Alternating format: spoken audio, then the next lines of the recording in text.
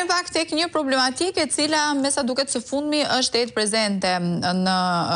qarqe të ndryshme të vendit, bëhet fjalë pikërisht për linjat ndërqytetase, të cilat kanë rritur një rritje së fundmi. Konkretisht ne do të flasim për destinacionin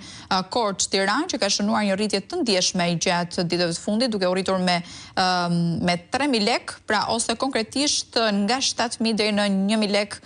për një udhtim. Kjo rritje ka ndikuar drejt për drejt tek qytetarët që udhtojnë rregullisht drejt kryeqytetit për arsye pune,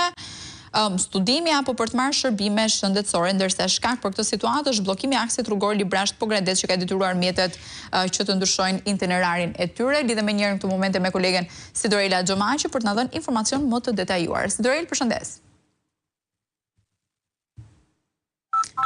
Sidorela, më dëgjon? Okej, vetëm për pak çaste sapo ta kem të mundur dhe regjia do të mundsoj edhe një herë komunikimin me kolegen Sidorela Xhamaqi për të folur në lidhje me këtë lloj problematike të konstatuar së fundmi nga ana drejtuesve të automjeteve dhe qytetarëve të cilët kanë zgjedhur që të frekuentojnë këtë linjë ndërqytetase, pra bëhet fjalë pikërisht për Korçë-Tiranë. Shkaku kryesor është bllokimi i rrugës, që është pikërisht një prej arsyeve pse ka patur ndryshim të itinerarit dhe një zgjatje të rrugës në rrugët alternative për shkak të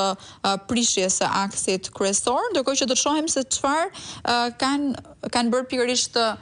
drejtuesit e automjeteve, dhe cili ka qenë qëndrimi i qytetarëve në raport me këtë rritje të çmimit të biletës. Sidorela, më dëgjon?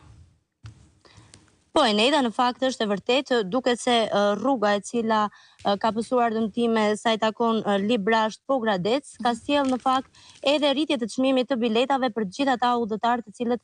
dëshirojnë të shkojnë drejt Tiranës. Udhëtimi i tyre bëhet për shkaqe të ndryshme, një pjesë të cilët shkojnë për arsye shëndetësore të vizitave,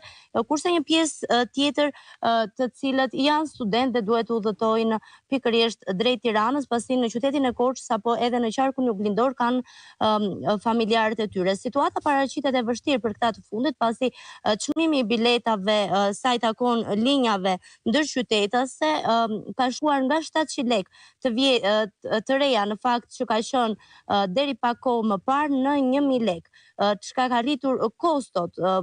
ashtu si kundërthon qytetarët,